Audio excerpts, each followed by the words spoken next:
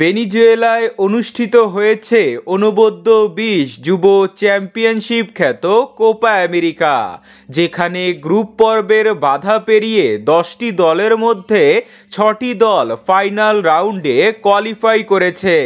যেখানে ফাইনাল রাউন্ডে নিজেদের দ্বিতীয় ম্যাচে গতকাল কলম্বিয়ার মুখোমুখি হয়েছিল ব্রাজিল। সে ম্যাচে কলম্বিয়াকে 1-0 গোলে হারিয়ে টানা দ্বিতীয় জয় তুলে নিল সেলেসাওরা। এরপর ফাইনাল রাউন্ডে নিজেদের তৃতীয় ম্যাচে প্যারাগুয়ের বিপক্ষে মাঠে নামবে ব্রাজিল। ফাইনাল রাউন্ডে দুই দলের পয়েন্টস টেবিলের দিকে তাকালে 2 ম্যাচে 2 জয় নিয়ে টেবিলের 2 নম্বরে রয়েছে ব্রাজিল।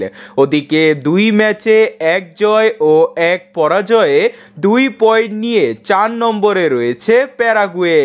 দুই দলের হেড টু হেডে সর্বশেষ 4 ম্যাচে 4টি ম্যাচই জিতেছে ব্রাজিল।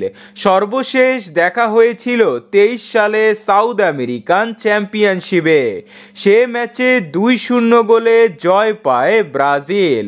দুই দলের এই ম্যাচটি শুরু হবে ফেব্রুয়ারির 11 তারিখ মঙ্গলবার রাত 2টায়, অর্থাৎ 10 তারিখ রাত 12টার 1 ঘন্টা পর। ম্যাচটি আপনারা টিভিতে দেখতে পারবেন না।